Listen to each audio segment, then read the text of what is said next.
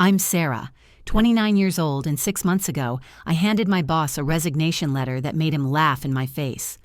"You'll be back in 2 weeks," he said, crumpling it up without even reading it. "Girls like you always come crawling back." His secretary smirked from her desk. Jordan, the golden boy who'd stolen credit for my work for 3 years, actually high-fived him, and James Chen, the CEO who I'd trusted like a mentor, just shook his head like I was a child throwing a tantrum.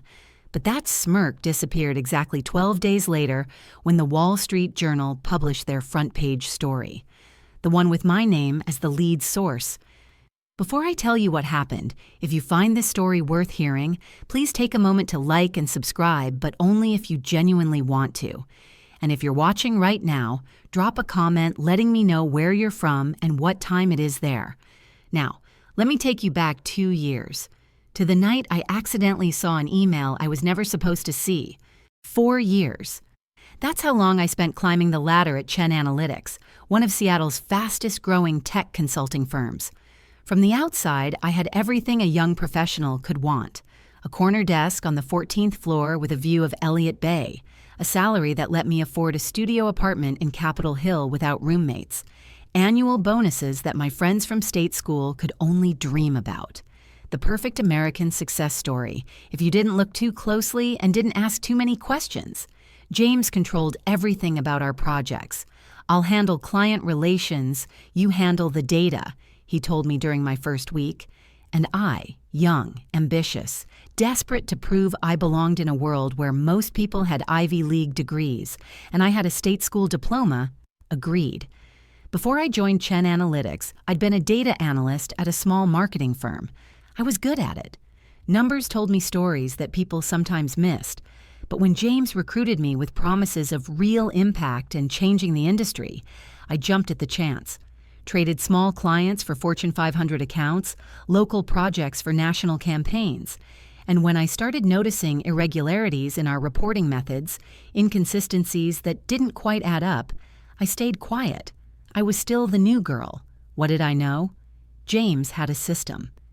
Every Friday at 5 p.m., he'd gather the team in the glass conference room, the one we called the fishbowl, because everyone could see in, but no one could hear what was said. He'd review our weekly deliverables with that warm smile he used when he'd already made all the decisions. "Great work, team. Sarah, excellent data visualization on the Mercer account.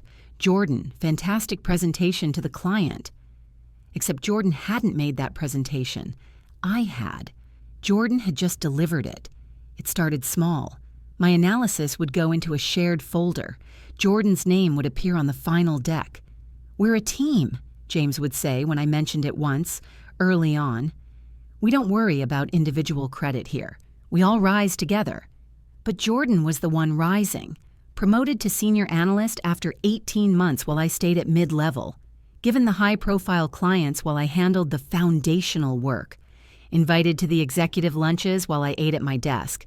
My younger sister, Emma, changed everything for me, not because of anything she did, but because of what happened to her. Emma was 24, brilliant, working her first job out of college at a nonprofit in Portland. Last year, her boss took credit for a grant proposal she'd written. When she tried to speak up, they let her go. "Not a culture fit," they said. I watched my sister, confident, talented, full of potential, move back in with our parents. Broken. I listened to her cry on the phone. "I worked so hard, Sarah. I did everything right. Why wasn't it enough?" That's when something shifted in me. Emma's situation was a mirror I didn't want to look into, but I couldn't look away. The night I found out the truth, I wasn't even looking for it. It was a Thursday evening, almost 9 p.m. Most of the office had cleared out hours ago, but I was still at my desk finishing a predictive model for our biggest client, North Star Financial. They were paying us $2.3 million for market analysis that would guide their next 5 years of investment strategy. I needed one final approval from James before I could send the report to Jordan, who would, as usual, present it as our team's work the next morning. I emailed James, then realized I'd forgotten to attach the appendix. I sent a follow-up email immediately. That's when his auto reply came through. Out of office, at industry conference in San Francisco. For urgent matters, contact Jordan Mills. Weird. I'd seen James in his office 20 minutes ago. I walked down the hallway. His office was dark, door closed but not locked. I knocked anyway. No response. I tried the handle just to be sure he wasn't working in the dark with headphones on, something he did sometimes. The office was empty, but his computer was still on. The screen glowed in the darkness, and I could see his email client open. I should have just left. But something made me pause. On his screen was an email thread. The subject line made my stomach drop. North Star data manipulation. Final confirmation. I stood frozen in his doorway. Data manipulation. Our biggest client. My analyst brain kicked in before my employee loyalty could stop me. I stepped inside, pulled out my phone, and started reading. The email was from James to someone named David Rothstein, managing director at North Star. The timestamp was from 3 hours ago. David. Per our conversation, I've adjusted the market projections to align with your preferred outcome. The raw data showed a 23% decline probability in the tech sector, but I've smoothed the model to show 8% growth instead. Sarah's original analysis was too conservative for your needs. Don't worry, she builds the models, but I control what the client sees. This version will support your expansion plan. Invoice attached for the additional consulting fee. James. I stopped breathing. I scrolled up. The thread went back 6 months. Email after email of James altering my analysis, changing my projections, fabricating data to tell clients what they wanted to hear instead of what was true. And he was charging them extra for it. Mercer account. I'd predicted their retail expansion would fail in the current market. James changed it to highly favorable conditions. They expanded. 6 months later, they closed 40 stores and laid off 300 people. Cascade Medical. My analysis showed their drug trial data was statistically insignificant. James smoothed the numbers. They went to market. The drug was recalled 3 months later. Account after account. My work corrupted. My name attached to fraudulent analysis. My integrity sold without my knowledge. I photographed every email, scrolled back months, screenshotting everything. My hands were shaking so badly I had to brace my phone against the desk. Then I found something worse. An email from 8 months ago. Subject: Sarah Mitchell. Performance concerns. James to Jordan. Keep Sarah on the technical work, but exclude her from client contact. She's too rigid about accuracy and doesn't understand that consulting is about giving clients solutions, not problems. She's valuable for building models, but she'll never have the flexibility needed for senior leadership. Let's keep her in her lane. Jordan's response: agreed. She's useful but doesn't see the bigger picture. I'll keep managing the client relationships. I stood there in James's dark office, reading how my career had been deliberately stunted by the 2 people I'd trusted most. Not because I wasn't good enough, because I was too honest. I took one final photo. Then I backed out of his office, closed the door silently, returned to my desk, and sat in the dark for a long time. I didn't cry. I wasn't scared anymore. I was calculating. The next morning, I made a phone call to someone I trusted more than anyone, my former professor, Dr. Linda Huang. Dr. Huang had taught my graduate-level statistics course and had become a mentor during my master's program. She now worked as an expert witness in corporate fraud cases. We met at a coffee shop in Fremont, far from my office. I need advice, I told her, sliding a folder across the table. Hypothetically, if someone discovered their employer was committing securities fraud, what would be the proper channels to report it? Dr. Huang didn't open the folder immediately. She studied my face. Sarah, hypothetically or actually? Actually. She opened the folder. I'd printed everything. Every manipulated report, every altered data set, every email where James explicitly instructed fabrication of results. Dr. Huang read for 15 minutes without speaking. Her expression grew darker with each page. This isn't just unethical, she finally said. This is criminal. These reports went to publicly traded companies who made business decisions based on fraudulent data. The SEC would be very interested in this. I know. You could report this to your company's board, but, she paused. James Chen founded this company. He is the board. You'd be reporting him to himself. I know that too. Then you have two options. You can quit, wash your hands of it, and hope you're not caught up in the fallout when this inevitably explodes. Or, she closed the folder carefully, you can become a whistleblower. The word hung in the air between us. What would that mean? I asked. It means you report this to the SEC. You'd be protected under Dodd-Frank whistleblower provisions. It also means your career in this industry might be over. It means James will come after you legally. It means your name will be attached to one of the biggest corporate fraud cases Seattle has seen in years. I thought about Emma, still sending out resumes from our parents' house. I thought about all the other young women, young people, who'd been chewed up by men like James and spit out with nothing to show for it. What do I need to do? I asked. Dr. Huang pulled out her phone. I know an attorney who specializes in whistleblower cases. Her name is Patricia Okoye. She's tough, she's brilliant, and she doesn't lose. Patricia Okoye's office was in a modest building in Pioneer Square, nothing like the glass towers where firms like Chun Analytics operated. She was in her late 40s, with natural hair pulled back in a wrap and eyes that seemed to see straight through every word you said. Dr. Huang sent me your preliminary documentation, Patricia said, gesturing for me to sit. I've reviewed it. Before we go any further, I need you to understand what you're walking into. She pulled out a timeline and started writing. Filing an SEC whistleblower complaint is not quick. We're talking months, possibly years. During that time, you'll need to continue working at Chun Analytics, acting like nothing is wrong, gathering more evidence. Can you do that? I nodded. James will likely retaliate when he realizes something is happening. They always do. Even though it's illegal, they find ways. Suddenly your performance reviews go south. You get reassigned to terrible projects. They create a paper trail to justify firing you. You need to be prepared for that. I'm prepared. Patricia set down her pen. Why are you doing this, Sarah? And don't tell me it's about justice or doing the right thing. Those are good reasons, but they won't keep you warm at 3 a.m. when you're terrified. What's really driving you? I thought about Emma, about Jordan's high five, about every woman who'd been told she wasn't leadership material because she cared about integrity. I'm tired of watching mediocre men fail upward while the rest of us clean up their messes, I said quietly. I'm tired of being invisible. And I'm tired of being afraid. Patricia smiled for the first time. Good. That's real. That'll carry you through. She opened a fresh legal pad.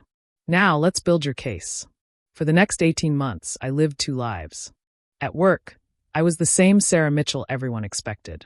Quiet, diligent, grateful for opportunities. I built my models, delivered my analysis, watched Jordan present my work, and smiled through it all. Great job on the velocity tech projection, Jordan, James would say in Friday meetings. Thanks, Jordan would reply, not even glancing my way. It was a challenging dataset. I'd nod along, taking notes like always.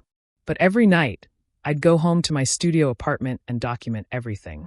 I created a separate encrypted cloud account. I logged every project, every alteration James made, every client meeting where Jordan presented my work as his own. I recorded the metadata showing when files were created versus when they were modified. I built a spreadsheet tracking every fraudulent report and its real-world consequences. Patricia had given me specific instructions. You're not just gathering evidence of fraud. You're building a pattern. We need to show this isn't one mistake, it's systematic. The hardest part wasn't the fear of getting caught. It was watching the damage in real time. In March, I completed an analysis for Bellingham Manufacturing. My data showed their supply chain was overextended and vulnerable to disruption. I recommended consolidation.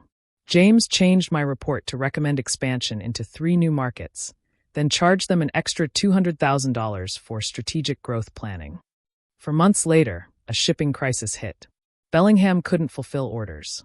They laid off 120 workers and filed for Chapter 11 bankruptcy. I saw the news article at my desk. Those 120 people lost their jobs because James wanted a bigger fee. I saved the article to my evidence folder, then went to the bathroom and cried for 10 minutes. Around month 14, things started to shift. Jordan got promoted again, this time to VP of Analytics. He was 31, making $240,000 a year, managing a team of 12. I was still a mid-level analyst making $78,000. At his promotion celebration, James gave a speech in the fishbowl conference room. Jordan represents everything we value at Chin Analytics. Client-focused, solutions-oriented, and most importantly, willing to do what it takes to help our clients succeed. Everyone applauded. I applauded too, my hands moving mechanically. Jordan caught my eye across the room and raised his champagne glass at me. A toast. Or maybe a taunt. That night, Patricia called. "How are you holding up?" "I'm fine." "Sarah, you don't have to lie to me. This is the hardest phase. You're watching them win while you wait. It's corrosive." "I'm okay," I insisted. "How much longer?" "We're almost ready. I need one more thing. Evidence of client harm. Real damages we can quantify. The SEC cares about investor protection. We need to show James's fraud didn't just violate rules. It hurt real people and real companies." "I can get that," I said. I already knew where to look. Northstar Financial, our biggest client, was about to make a massive acquisition. $800 million deal, based partially on market analysis from Chin Analytics. Analysis that James had manipulated. I'd built the original model 3 months ago. The data showed the acquisition target was overvalued by at least 30%. The tech sector indicators were weakening. The smart move was to wait. But James had adjusted my projections to show strong growth and a favorable climate for acquisition. I needed to document this before the deal closed. The problem was, the final report had been delivered directly to Northstar. I didn't have access to what James had sent them. I only had my original, accurate version. I spent 2 weeks trying to figure out how to get a copy of the fraudulent report. Then the answer walked into our office for a routine check-in meeting. David Rothstein, the managing director from Northstar who'd been James's partner in the email exchanges, came in for a quarterly review.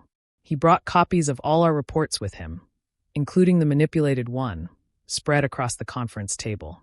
I was assigned to take notes during the meeting. While James and David discussed strategy, I photographed every page of that report with my phone, hidden beneath the table. My hands were steadier than I expected. That night, I sent everything to Patricia. 2 days later, she called. "We have enough. It's time." I wrote my resignation letter on a Sunday afternoon in my apartment. Emma had come up from Portland to visit, and she sat on my couch while I typed. "Are you scared?" she asked. "Terrified. But you're doing it anyway." "Yes." The letter was simple. 2 sentences. Effective immediately, I resigned from my position at Chin Analytics.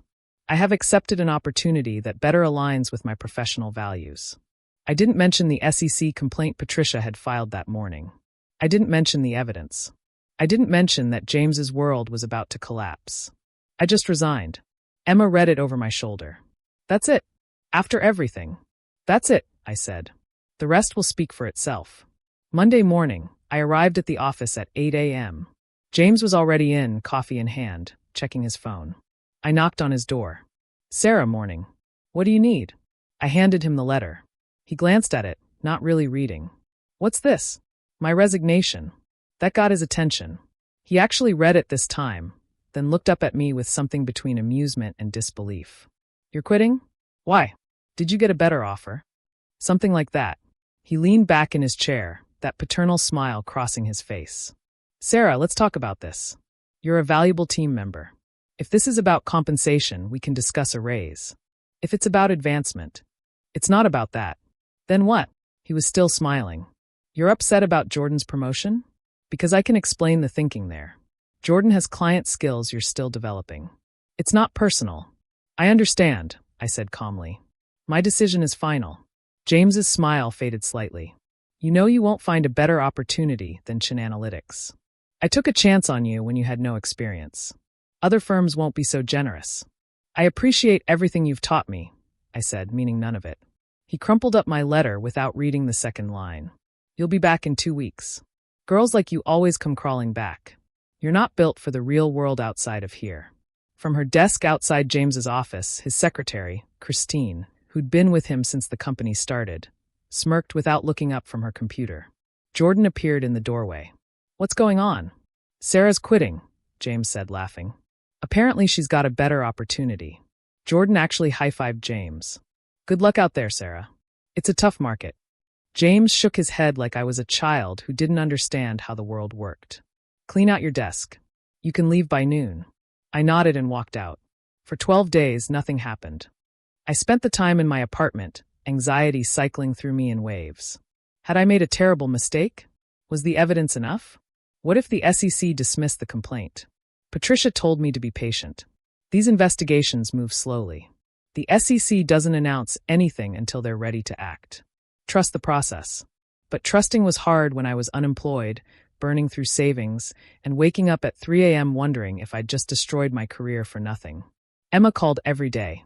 Any news? Nothing yet. It'll happen, she'd say. You did the right thing.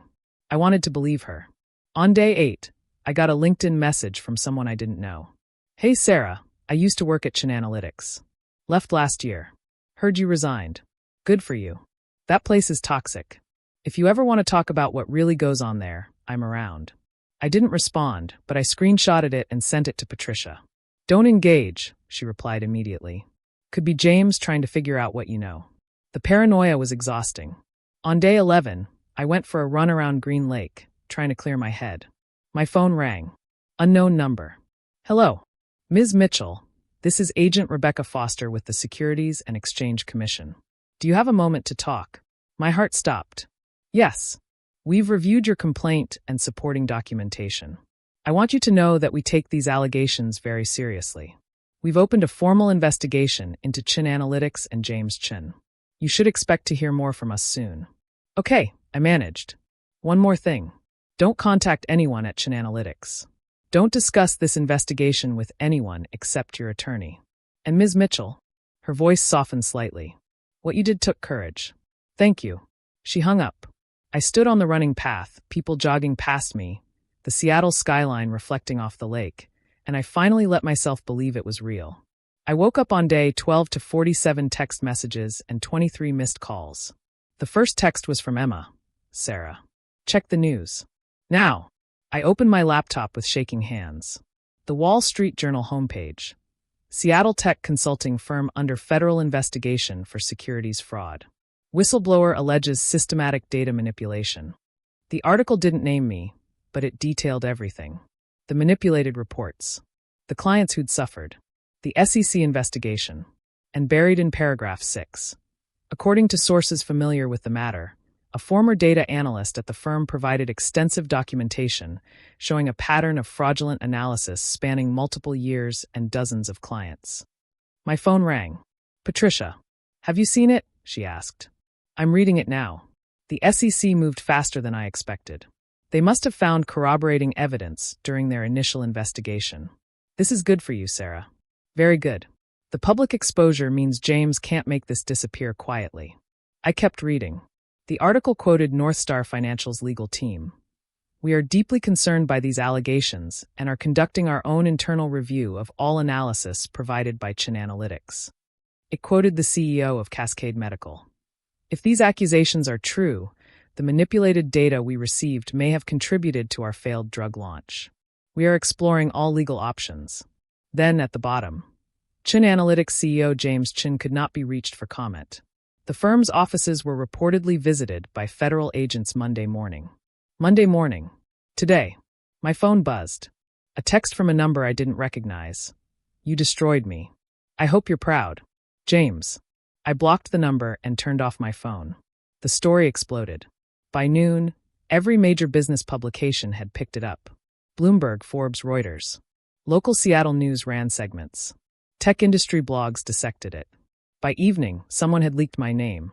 Former Chainalytics analyst Sarah Mitchell, 29, reportedly provided the SEC with extensive documentation. My LinkedIn was flooded with connection requests. Reporters found my email. One showed up at my apartment building. Patricia called again. Don't talk to anyone. The SEC specifically instructed no public statements. Let the investigation proceed. People are calling me a traitor, I said, scrolling through Twitter. Someone had found my photo and posted it with the caption, "This is the snake who destroyed a successful Seattle company and cost dozens of people their jobs." Ignore it, Patricia said firmly. James's people are running a smear campaign. It's predictable. In 2 weeks, when more facts come out, the narrative will shift. Trust me. She was right, but those 2 weeks were hell. James went on the offensive immediately. Through his lawyers, he released a statement. These allegations are completely false and represent a vindictive attack by a disgruntled former employee who was terminated for performance issues. Ms. Mitchell consistently failed to meet basic standards and is now attempting to damage our reputation out of spite. We will vigorously defend our integrity and pursue all legal remedies against these defamatory claims. Terminated for performance issues. I'd resigned, but James was already rewriting history. Jordan posted on LinkedIn. Disappointed to see a former colleague make such serious false accusations. We worked hard to mentor Sarah, but she never adapted to the collaborative culture we built. Sad to see her take this path. Collaborative culture. The irony would have been funny if it wasn't so damaging. Former colleagues began posting their support for James. James Chun is a visionary leader. Chun Analytics changed my career. Sarah Mitchell was always difficult to work with. One woman I'd considered a friend wrote, I worked with Sarah for 2 years. She was talented, but had serious attitude problems. Always thought she was smarter than everyone else. This doesn't surprise me. I read these posts alone in my apartment, each one a small knife. Emma came over and physically took my phone away. Stop reading this garbage. These people are protecting their jobs. They're scared. That's all this is. They think I'm a monster. They think wrong. She hugged me tight. History will prove you right. But you have to survive long enough to see it. The turn came 3 weeks later. The SEC released a preliminary report. Not the full investigation, that would take months, but enough to shift the narrative. Federal investigators have identified at least 40 instances of data manipulation at Chun Analytics between 2021 and 2024. Preliminary review suggests systematic alteration of client reports to favor predetermined outcomes. Several publicly traded companies made significant business decisions based on allegedly fraudulent analysis. The Wall Street Journal followed up. SEC investigation reveals extensive fraud pattern at Chun Analytics. Clients lost millions. This article was different. It included interviews with clients who'd been harmed. The CEO of Bellingham Manufacturing, the company that laid off 120 workers. We trusted Chun Analytics completely. If they falsified our reports, they're responsible for our bankruptcy and every job we lost. Suddenly, I wasn't the villain anymore. I was the whistleblower who'd exposed the truth. My LinkedIn messages shifted. Thank you for your courage. You did the right thing. My company almost hired Chun Analytics. You may have saved us. A reporter from the Seattle Times requested an interview. Patricia said no, but the reporter wrote a profile anyway. The data analyst who took down Seattle's golden boy. The profile was sympathetic, painting me as a young professional who'd sacrificed her career to expose fraud. It included a quote from Dr. Huang. Sarah Mitchell is exactly the kind of ethical professional our industry needs. She had everything to lose and chose integrity anyway. I cried reading that. But the best moment came from an unexpected source. Christine, James's longtime secretary, reached out through an encrypted email. I quit yesterday. I should have quit years ago. I saw what James did. I saw how he treated people. I was scared to lose my job, so I stayed quiet. I'm sorry I smirked at you that day. You were braver than all of us. I've provided my own statement to the SEC. Thank you for doing what I couldn't.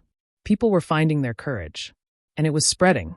The SEC filed formal charges against James Chun and Chun Analytics in October. The charging document was 89 pages long. I read every word.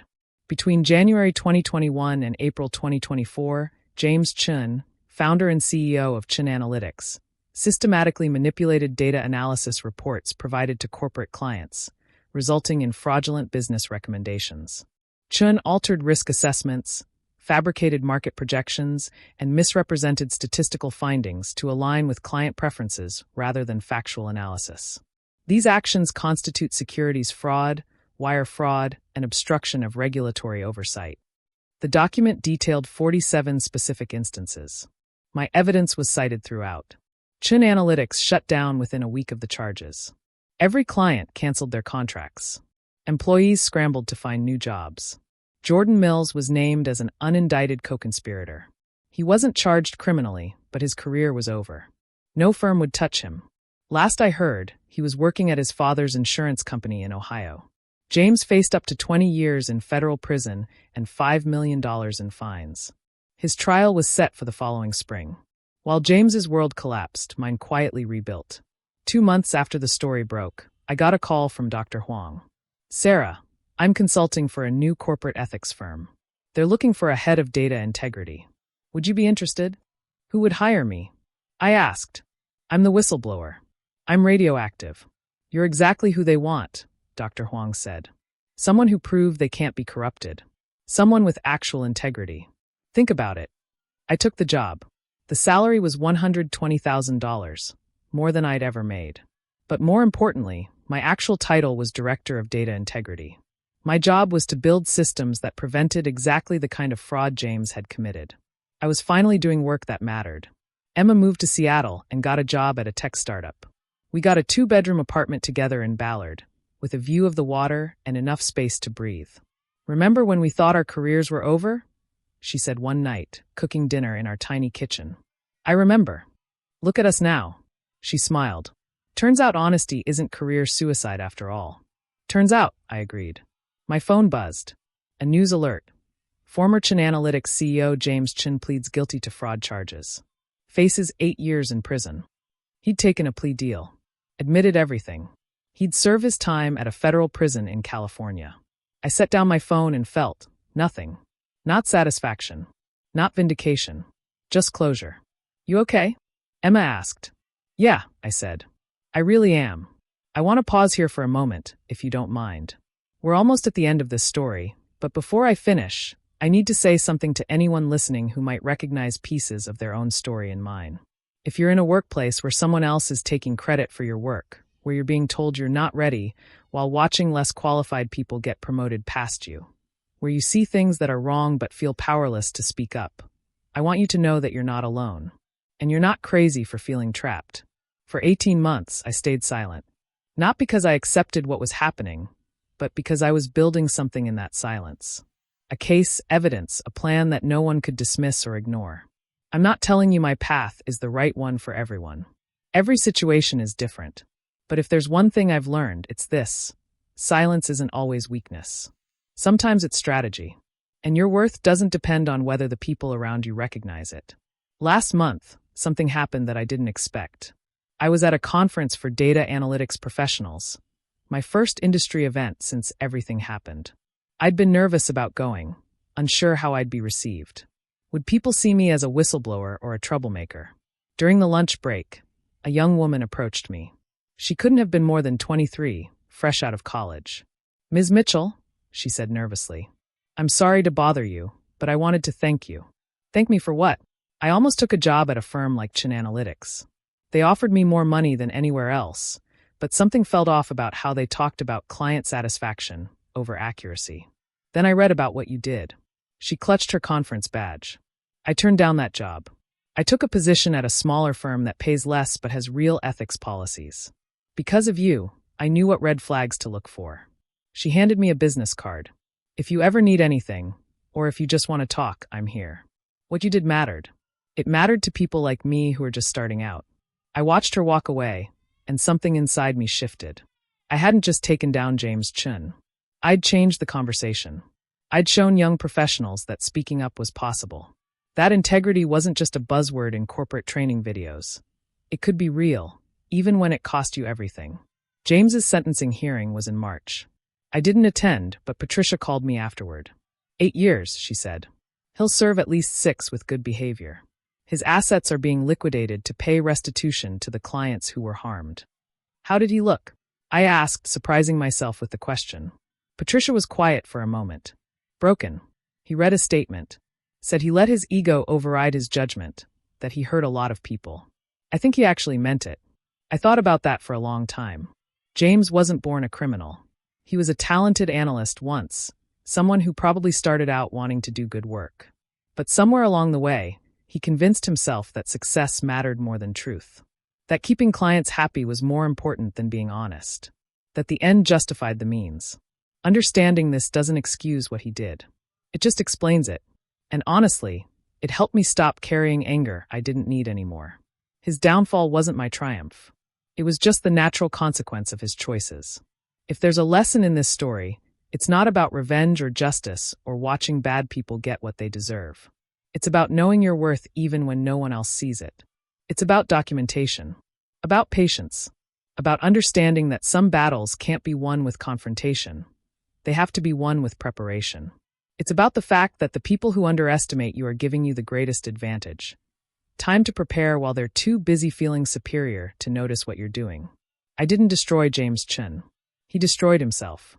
I just stopped protecting him from the consequences of his own actions. These days, I lead a team of 8 data analysts at our ethics consulting firm. We work with companies to build transparent reporting systems, to create cultures where junior employees feel safe raising concerns, to prevent the kind of fraud that almost destroyed my career. Last week, one of my analysts came to me with a concern about a client's numbers. "Something doesn't add up," she said nervously.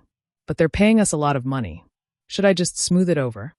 I looked at her, 22 years old, brilliant, scared of making waves. "No," I said firmly. "We report what the data shows. Always. If the client doesn't like it, that's their problem, not ours." She looked relieved. "That's what I thought. I just needed to hear you say it." That's when I realized, this is my legacy. Not taking down James Chin, but creating a space where the next generation doesn't have to make the choices I did. Where integrity is the default, not the exception. Emma and I still live in Ballard. I got promoted last month, Vice President of Data Ethics. I'm 30 years old, I make $160,000 a year, and I sleep soundly every single night because I know the work I'm doing is honest. I still think about that morning in James's office sometimes. The night I stood at the crossroads between staying silent and speaking up. The moment I chose the harder path. I don't regret it. Not for a second. So that's my story. A woman who was told she wasn't leadership material. Who spent 18 months proving that integrity isn't a weakness, it's a superpower. If this story meant something to you, hit that like button. Subscribe if you want to hear more stories about people who chose the hard right over the easy wrong. And check the description below for resources on workplace ethics and whistleblower protections. Because knowledge is power, and you deserve to know your rights. Thank you for listening. Thank you for being here until the end. I'm Sarah, and I hope wherever you are, whatever you're facing, you know that you're stronger than they think. The people who underestimate you aren't your obstacle. They're your opportunity. You just might not have found your moment yet. But you will. And when you do, you'll be ready.